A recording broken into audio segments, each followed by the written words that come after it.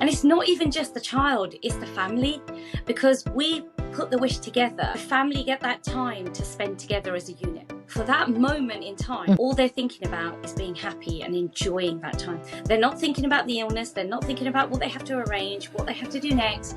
They're just enjoying it, accepting that I wasn't where I suppose society wanted me in life, which was to be married and have kids. And I didn't have that.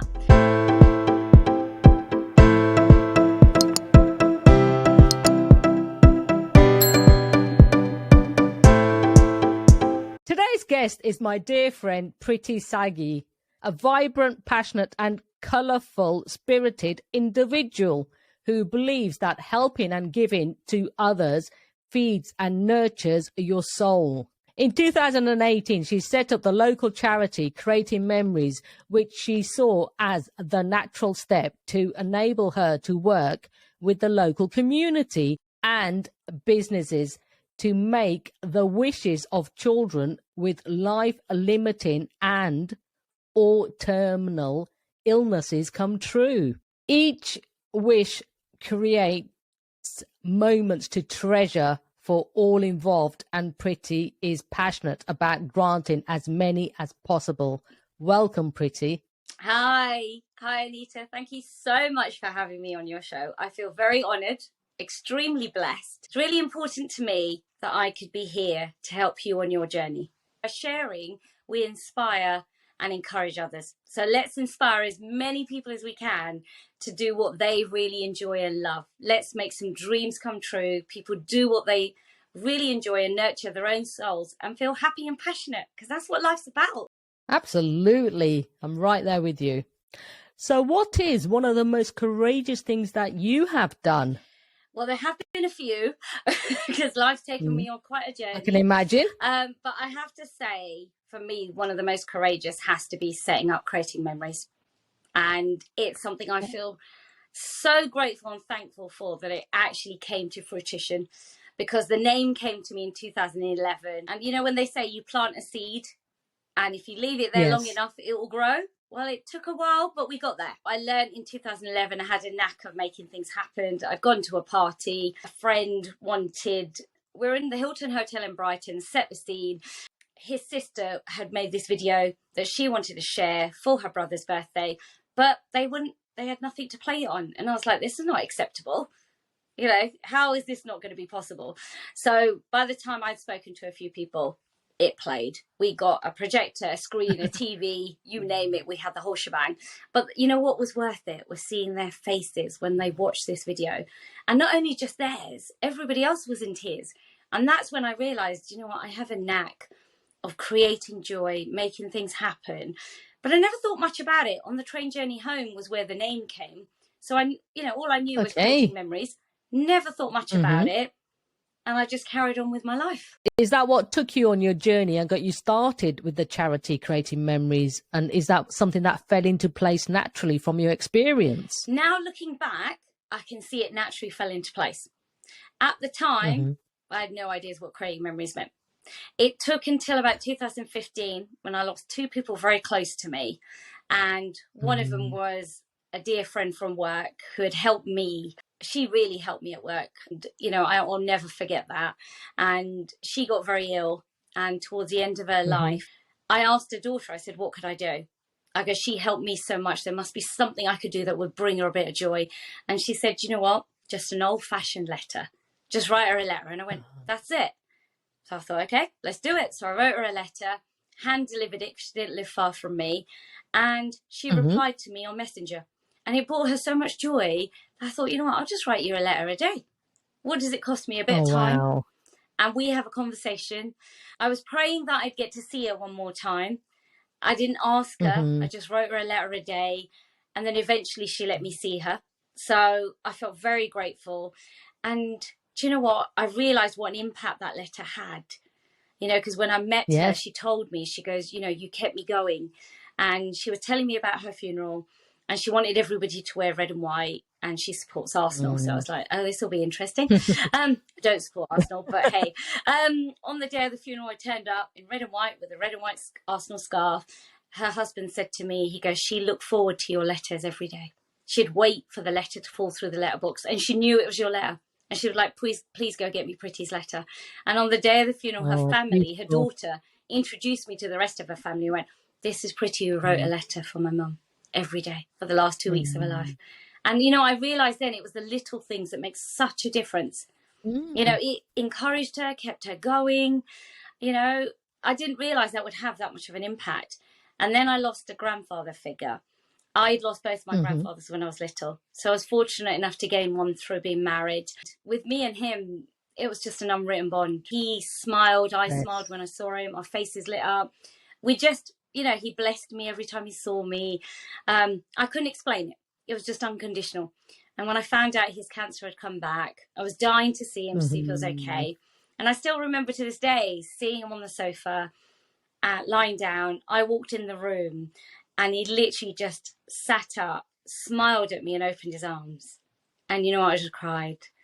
And his granddaughter looked at me and she just went, look how happy he is to see you. And I said, I know.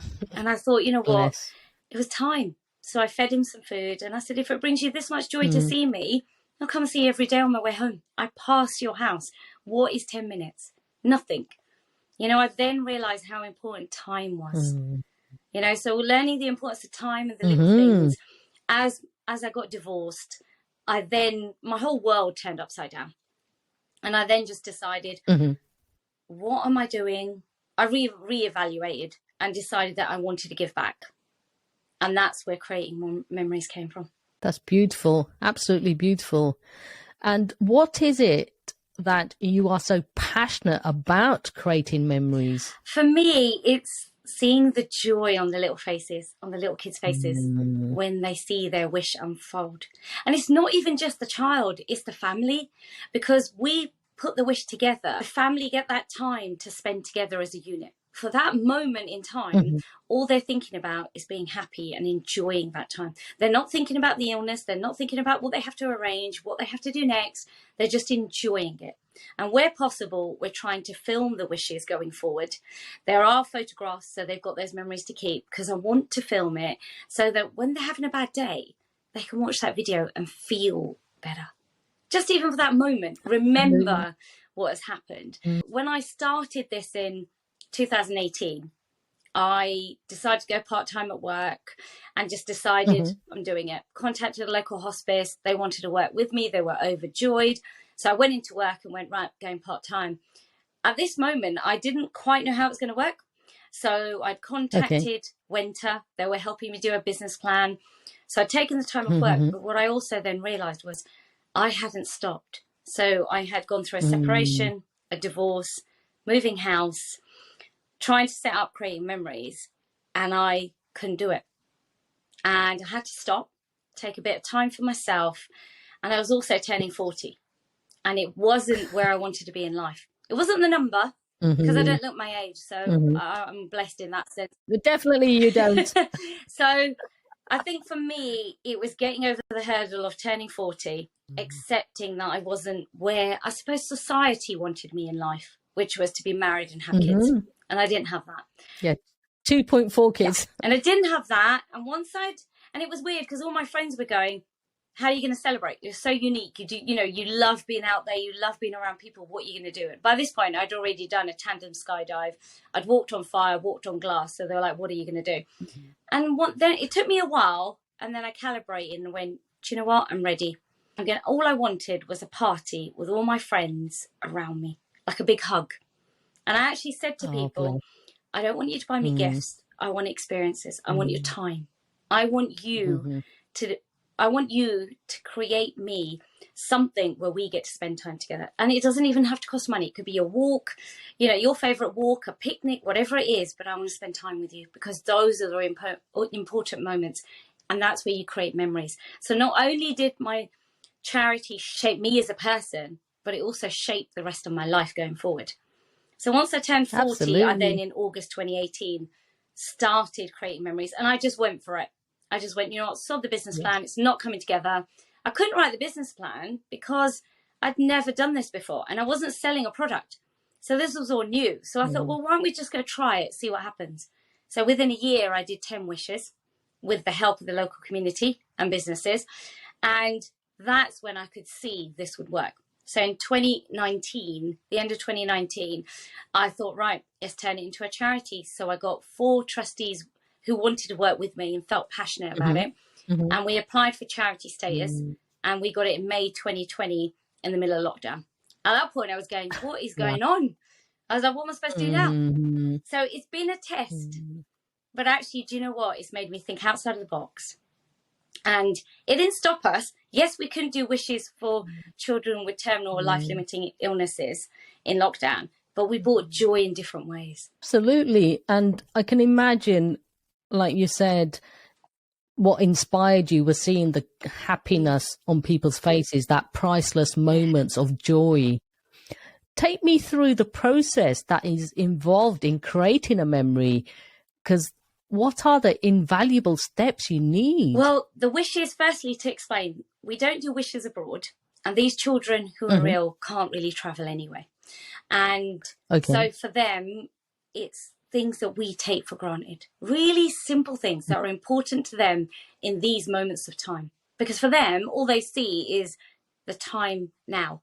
They don't see the future. They look at what is here now, which is, I suppose, in one way, we need to learn that, to live for the moment.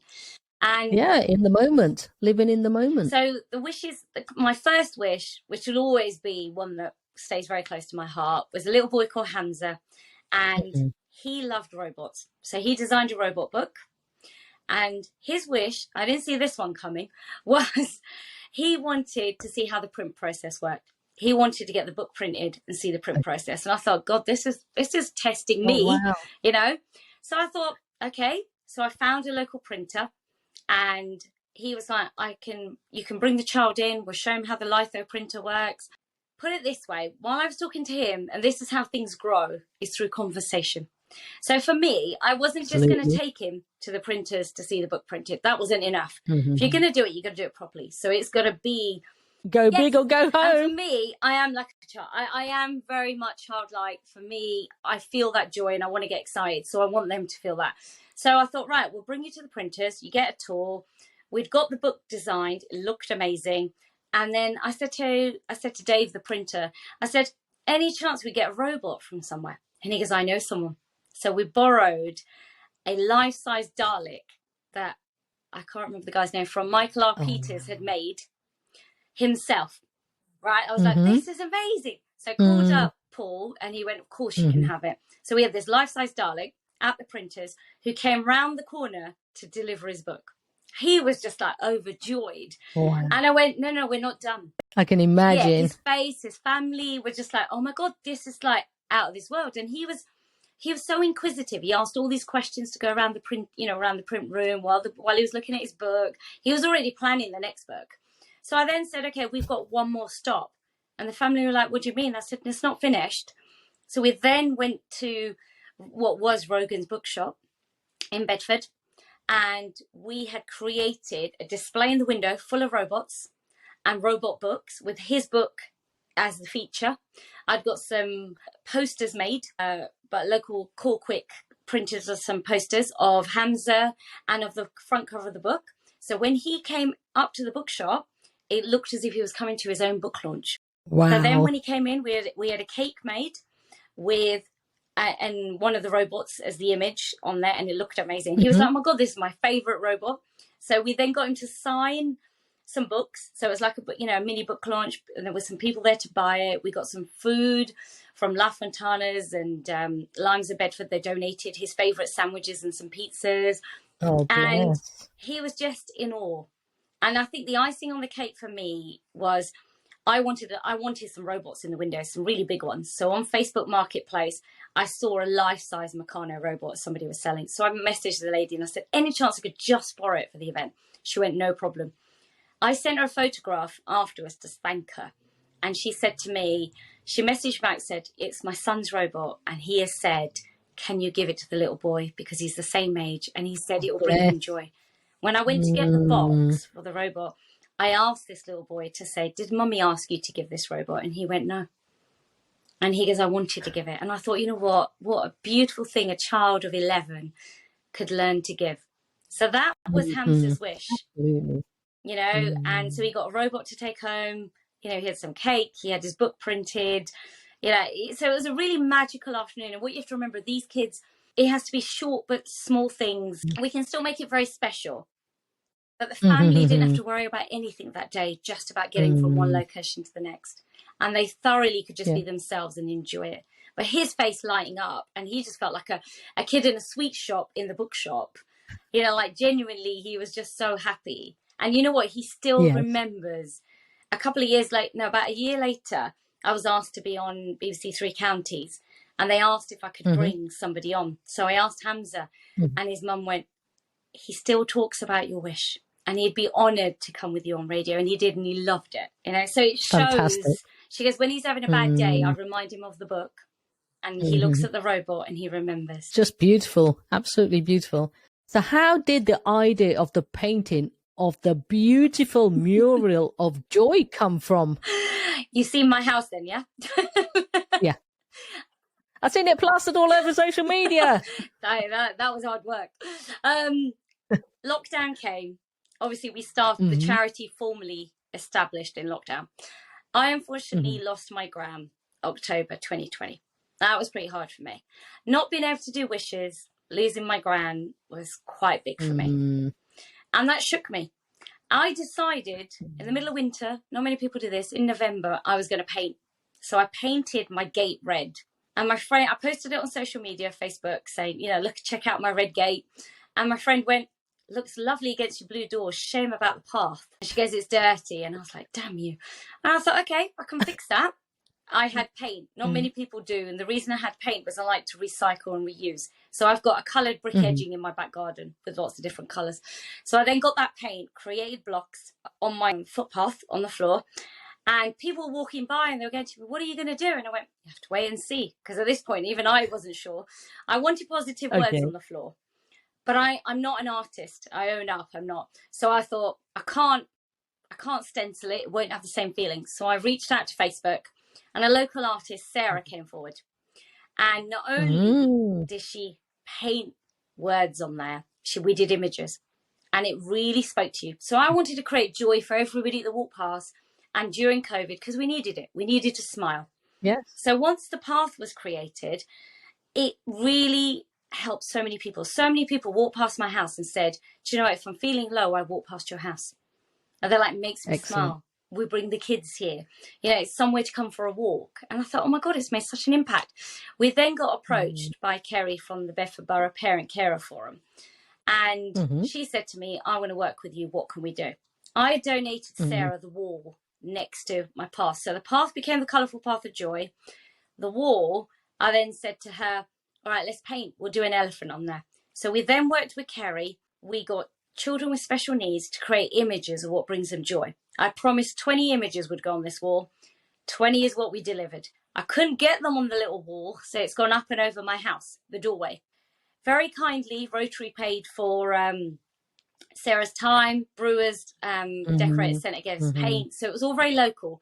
We, as a charity, are very much for working locally. We want local people, local businesses to support a local charity. And we also want to promote these local businesses because sometimes people don't know what is out here locally, what we have on our doorstep. And trust me, we have some amazing businesses here. So then was born Beatrice the Elephant with all these lovely images in her beautiful jungle. And that became the Mural of Joy. I then decided it wasn't enough that the people of Bedford could see this. I wanted everybody to feel this joy.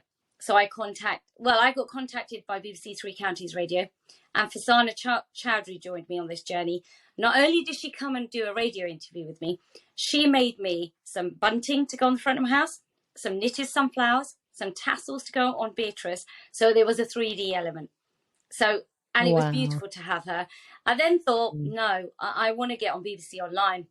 So I contacted them. A little bit hard work, but they ran the story. And then the icing on the cake was to get BBC Look East.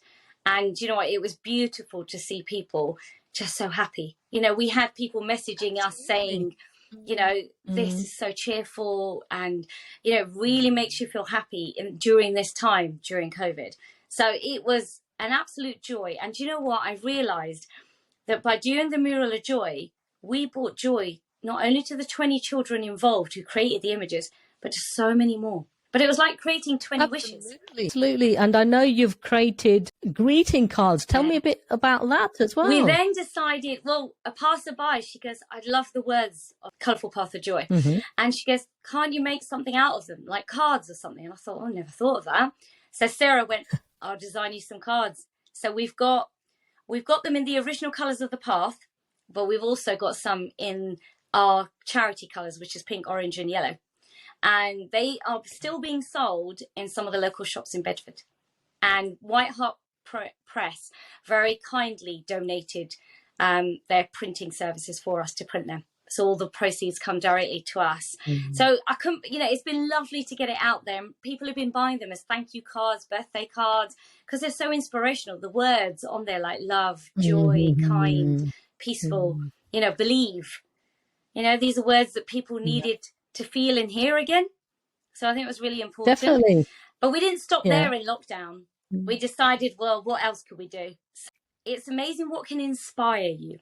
So I was watching Nadia Bakes, and my ears propped up when I heard she had bought a chocolatier, and who doesn't love chocolate? I do.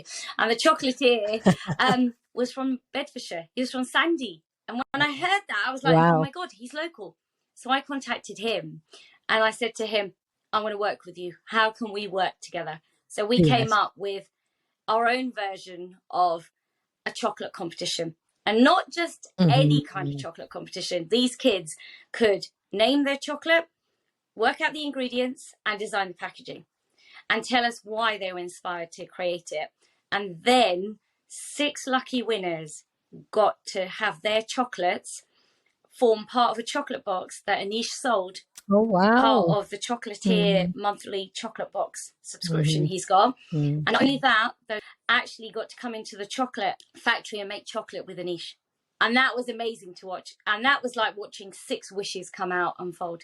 These children were just enlightened, full of joy. Again, we worked with children with special needs, so we were still working with our cohort to make sure that these children still got involved. Because do you know what?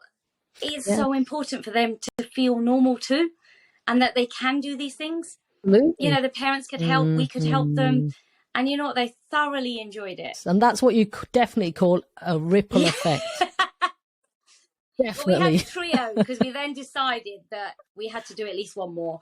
So while lockdown was still continuing, we then did a photography competition. And Fujifilm, how could we not contact Fujifilm, locally? Oh, of course. And all I can say is we had divine timing, because I contacted them. All I wanted was one camera to say, could I have it as a prize? We'll run a photography competition. I got a local photographer, Rob, to come along and, do the competition with us. We were going to get children to go take images of what brings them joy. And then the winner would get this camera.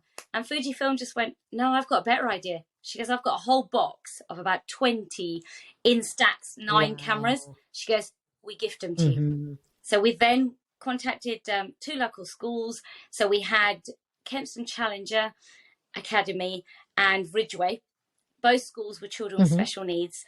And they got us 20 children who we gave the Instax cameras to. They went and took photos. And then we had 3 winners. 2 of the runners-up got an Instax camera to keep. The overall winner won that camera as well, but also won for their school a digital camera so that they could continue taking photographs to create more memories. That's absolutely beautiful.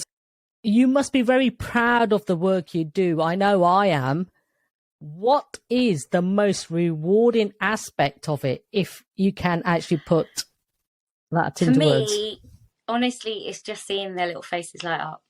And it just shows you, the art of giving. When you give, you receive back. So for me, it's that joy. Absolutely. This is what I say to people and this is where I believe that COVID has taught people this as well. That, there's more to life than just money. There's more to life than working so hard. You need to look after yourself, you look after your health, but also it's important to give to nurture your soul. Because by giving, we feed our souls that need to feel that we're connected, and we fulfill what is inside of us to bring that joy as well. And when you help others, you naturally feel happier and blessed. And it's a ripple effect. Definitely.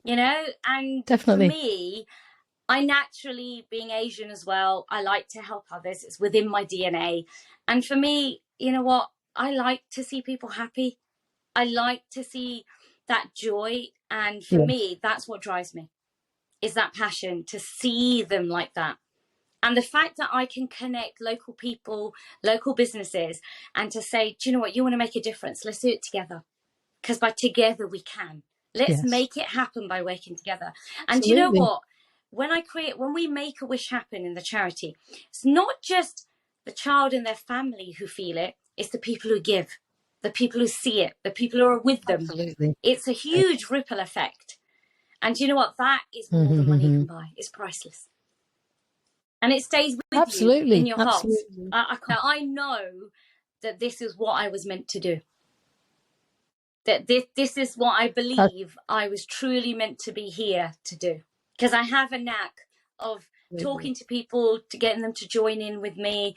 And I do it from a place of love. I don't want anything. I want your good wishes to come with me to help these children. That's all it's about. That makes such a difference. And, you know, we can all give in different ways. It's not just, you know, ideally, yes, we need donations as a charity to keep going. But it's not just all about money. It's about products. It's about services. It's also about your skills. We need some help. Come and help us. You know, there are so many skills. And when people want to volunteer, I say to people, we don't say, this is what we want you to do. I say to people, what do you want to do? Because I want them to feel passionate about what they do. Because when you feel passionate, you want to do it. You feel that joy, the excitement. You give it everything. Definitely, definitely. How are the local children and families that benefit chosen? That must be a tough decision to make in itself. Well, luckily, we don't have to make that. So I am grateful for that, because I don't think I could. I'd have to give everyone. Even when we did the chocolate competition, I was like, does every child get something? Because I was like, I can't disappoint these children. So they all had a chocolate bar. So no, couldn't do it. What we have decided to work different to other wish companies. There are wish companies out there that do exactly what we do, but we focus on local.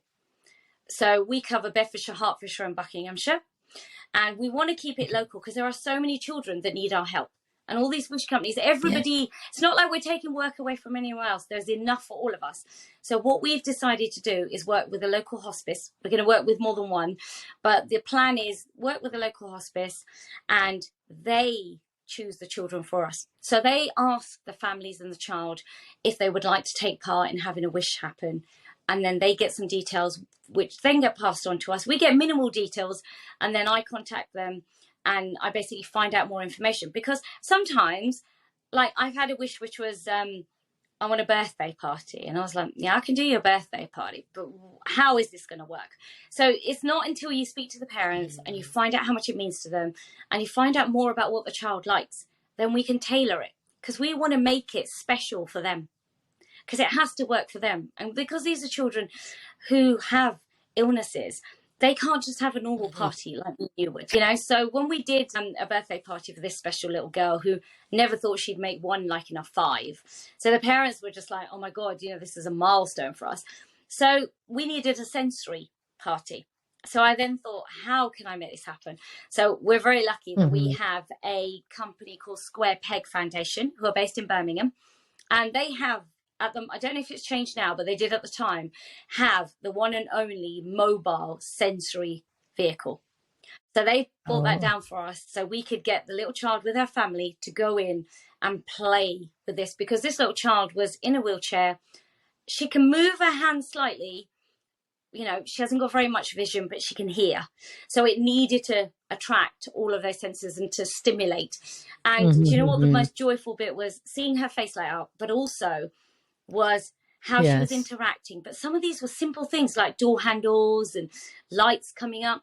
And it was when her grandma came out and she said to me, do you know how expensive sensory items are? And I said, I could only imagine. She goes, I've got 3 other grandkids. And she goes, but seeing what you've done here, what they've done here, I can make this stuff. She goes, I'm a teacher by trade. And she goes, my husband's a woodworker. She goes, we can make loads here. So she goes, I've got so many ideas. So I thought, okay, that was one item, part of the party. And we thought, well, we've got to make it a bit more than this. So I call him my friend now. But Nathan's from Nathan Sounds does these amazing sound baths with these beautiful instruments. So I got him to come and do a sound bath for this little girl. She was sitting on the floor. She originally tried to grab because she could hear the sound. So she was trying to reach. A couple of minutes later, she stopped and she just listened and she fell asleep. That was so beautiful. We literally, all of us just sat there. It was like she was having a personalized concert and she just relaxed. And we just sat there crying, going, oh my God, I can't believe that music could have such an impact on her. Absolutely priceless. And they'd never seen anything like this. And then within about 10, 15 minutes, she woke up. You know, it wasn't like she'd gone into deep sleep. It was just a relaxer. Yes. And then I got teaching talons to come along and bring some animals that she could touch and feel. You know, so we had snakes, we had a bearded dragon, we had a hedgehog, you know, so she loved it. You know, so absolutely fun. And then the icing on the cake was we got a local lady, Peddler Crafts, and she made me a book, a sensory book, which had her name on it, and it had all these items that made noise or different textures that she could play and touch, and she could take home with her. So that was the kind of birthday party we did. So as to make it. That's beautiful. Absolutely. Yeah, beautiful. How can the listeners that would like to get involved to help your charity do that? Oh, we would love that. Honestly, we'd love you to be on our journey of joy, because honestly, you will feel it, you will connect. It is so powerful. Yes, there are several ways. You can contact us on Facebook and Instagram, and it's Creating Memories UK. And you can also, we have a website, which is www.creatingmemories.org.uk. And our contact details are on there. My phone number's on there. So if you want to have a chat, please do call me. I'd love to have a conversation, because there are so many ways that we could work together. And you know what?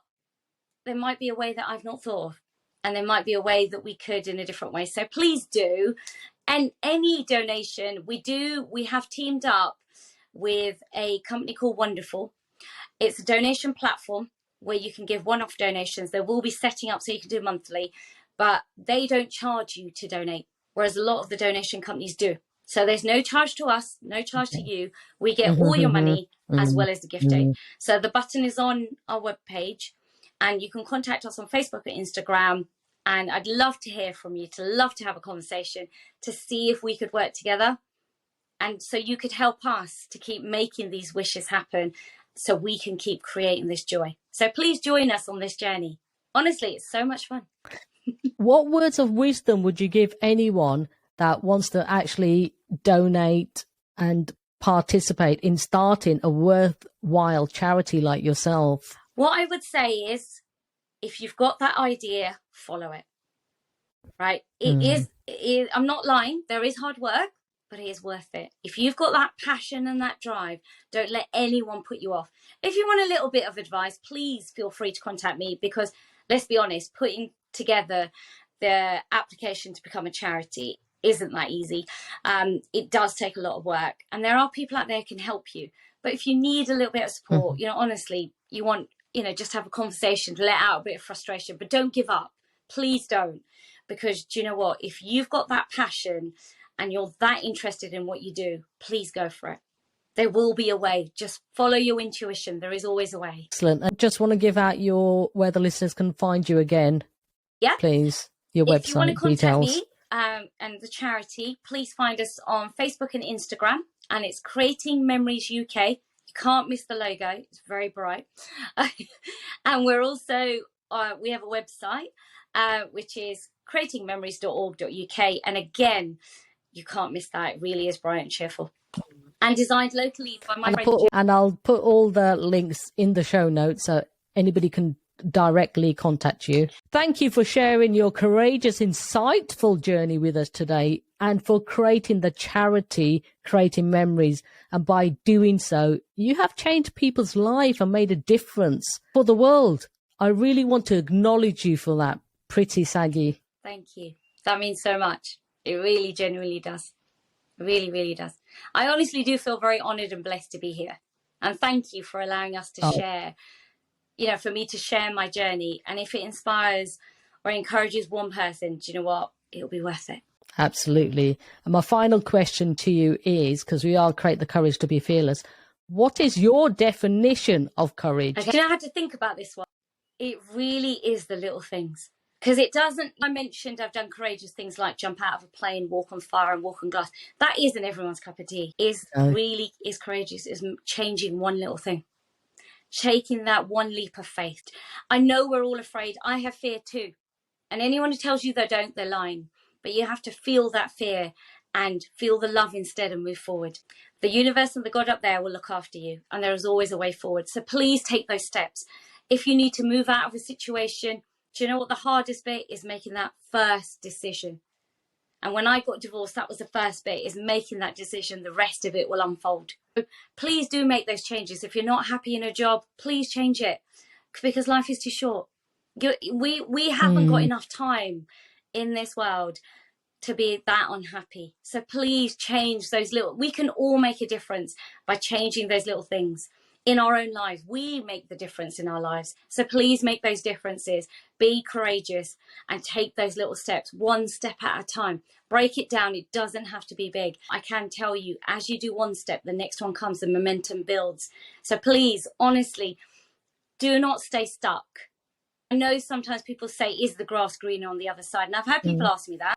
It may not be green as what I would like or what I think or what my expectations are, but you know what? I'm happier. When I first started this journey, I was blessed enough to be able to go part-time at work and start creating memories. I then decided, well, it sort of naturally happened. I sort of got pushed. My job became at risk. I then realized that actually the cost was too high. I went through a stage of feeling burnt out.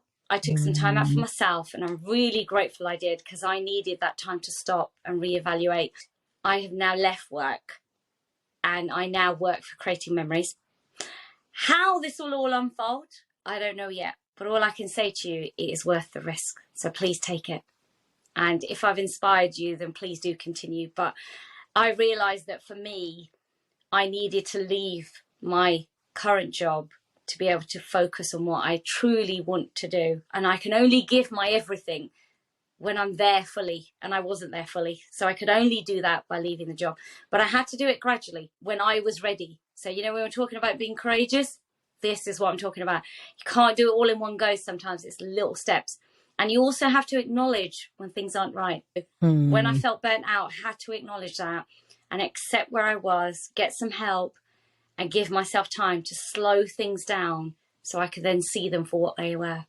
And that has made a huge difference in my life. So please do, if you feel like things have got on top of you and you're not in the right place, take that time out. And that is what is the difference. You want to be happy. And only you can do that. Nobody else can make you happy. Only you can. So please make yourselves happy. That's one thing I would ask of everyone. We all deserve to be happy. So take that courageous step and make yourselves feel happy.